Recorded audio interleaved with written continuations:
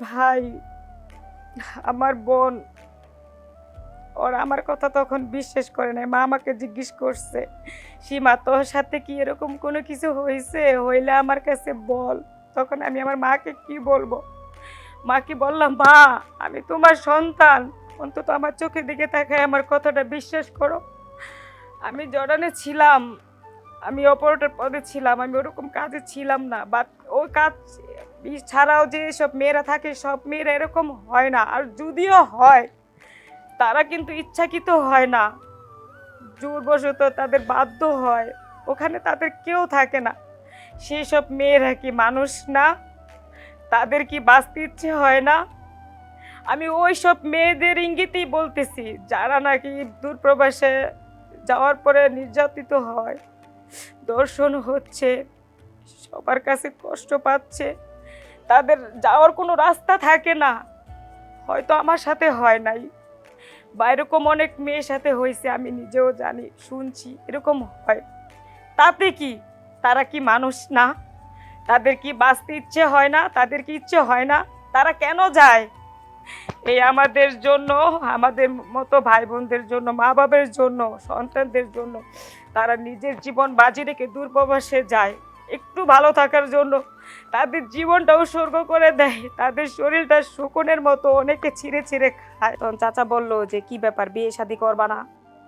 তখন আমি একটু লজ্জা মুখে বললাম, হ্যাঁ চাচা, সবারই তো ইচ্ছা হয়, হ্যাঁ বসবো। তো চাচা বলল, ঠিক আছে তাহলে আমরা পাত্র দেখি। তো আপনারা যেটা ভালো মনে করেন, আমি উত্তর দিলাম, ঠিক আছে চাচা, আপনি যেটা ভালো মনে করেন করেন। তখন চাচা আবার আমার মার সাথে কথা বলল যে চাচার দুঃসম্পর্কের এক ভাস্তা আছে, যে সে নাকি খুব ভালো, নাজবুল নাম, ও দেখতে আসবে আমাকে।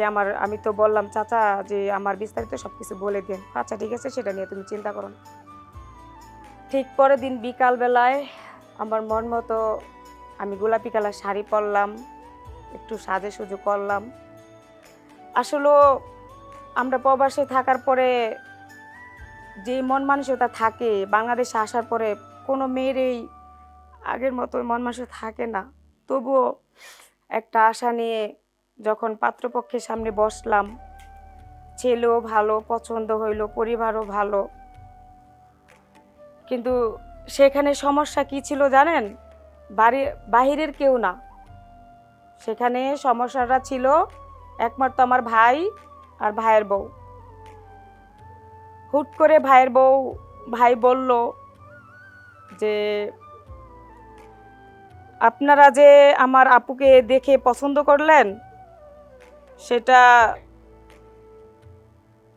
কি আপুর সম্পর্কে সব কিছু জেনে শুনে পছন্দ করছেন নাকি?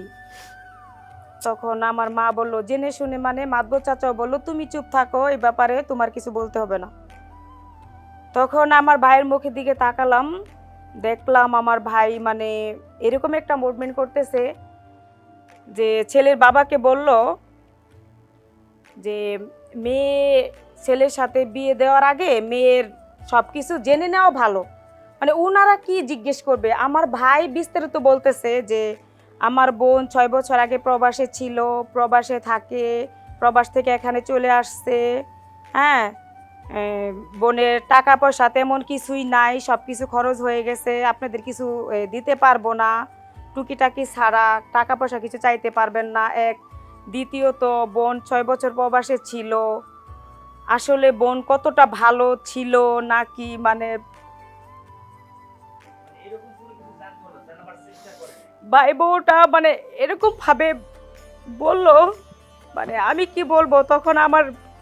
আমি কি মরে যাব না বাঁচবো না কি করব? মানে এক নজরে শুধু ওদের মুখের দিকে তাকিয়ে বললাম, ভাই বউটা বলছে, মানে এমন আকার ইঙ্গিতে বোঝাচ্ছে যে 6 বছর তো আপু বিদেশে ছিল, তাহলে সব কিছু জেনে শুনে নিয়েন। আপু 6 বছর বিদেশে কি কাজ করছে, কিভাবে চলছে, কাদের সাথে চলছে, কোন জায়গায় গেছে, সব কিছু জেনে নিয়েন, মানে এটা জেনে নেওয়া ভালো। মানে এইভাবে বোঝাচ্ছে যে আমার বিয়েটা যাতে ভেঙে যায়, ওরা যাতে আমার খারাপ ইঙ্গিতে দেখে, যেহেতু আমি প্রবাসে 6 বছর ছিলাম। মেম্বার চাচা ওদের ধমক দিয়েও থামাতে পারে নাই। ছেলে ছেলে বলল যে ঠিকই তো, 6 বছর ছিলা, তুমি কি করছো?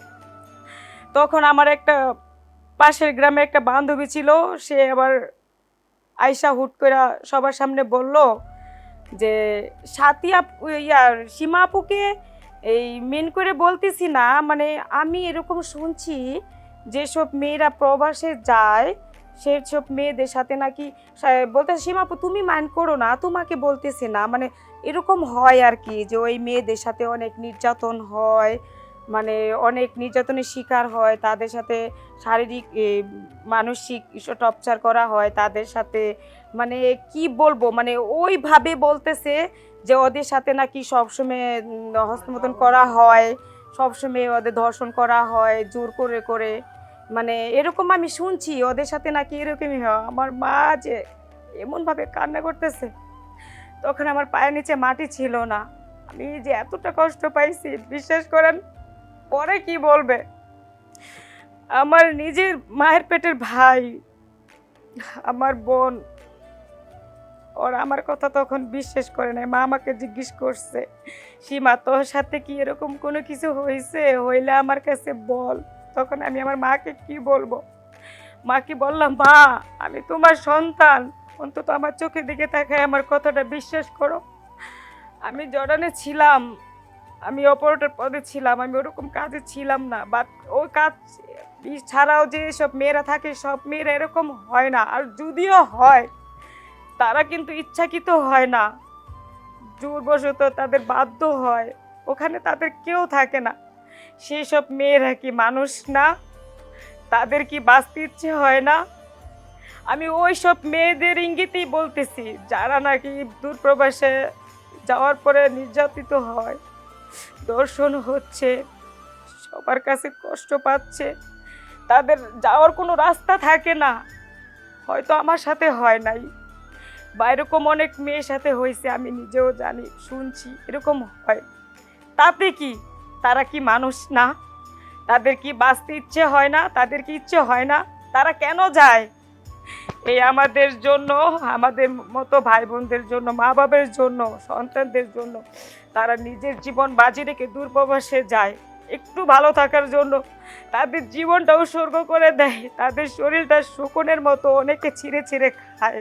আচ্ছা, তারা যখন বাংলাদেশে ফিরে আসে তাদের কোনো দাম থাকে না, শুধু তাদের টাকাটার দাম থাকে, টাকার মেশিন, যতদিন টাকা থাকে তাদের মূল্য থাকে, টাকা নাই তাদের কোনো দাম নাই। তারা কি মানুষ না? আপনাদের কাছে আমি শুধু একটাই জিনিস জানতে চাই, দূরপ্রবাসে যে মেয়েরা থাকে তারা কি মানুষ না? তাদের কি বাঁচতে ইচ্ছে হয় না? তাদের কি ভালো মতো থাকতে ইচ্ছে হয় না? আর এই নির্যাতনের জন্য কি শুধু আমরাই দায়ী? আমাদের মতো মেয়েরা দায়ী? আপনারা দায়ী না? আপনাদের জন্য, আপনাদের মতো পুরুষদের জন্য দূরপ্রবাস যে আমাদের মতো মেয়েরা এরকম কষ্ট পাই, অথচ আমরা আপনাদের কাছে কোথায় এসে একটু আশ্রয় পাবো, একটু ভালো থাকবো, একটু আদর পাবো, সেটা পাই না। দিন শেষে আমরা খারাপ থাকি, আমরাই কষ্ট পাই। এইটাই কি আপনাদের সমাজ, সমাজের বিচার? শুধু আপনাদের কাছে শুধু একটা জিনিসই জানতে চাই, যে এটা কি সমাজের বিচার কিনা, বা এটা কি ঠিক কিনা? ঠিক আর ব্যাঠিকের মধ্যে শুধু একটা প্রশ্ন জানতে চাই, যদি ঠিক হয় সেটাও বলবেন, ব্যাঠিক হয় সেটাও বলবেন। আমি আপনাদের কাছে শুধু ভালো প্রত্যাশা করি, যে আমাদের মতো মেয়েরা কি বাঁচতে চাই, শুধু বাঁচতে চাই, সুন্দর একটা জীবন চাই, যাতে সমাজে আমাদের মতো মেয়েরা ভালো মতো বাঁচতে পারি, ভালো থাকতে পারি, ভালো পরিবার নিয়ে ভালো মতো থাকতে পারি। শুধু একটাই অনুরোধ, আর কিছু না।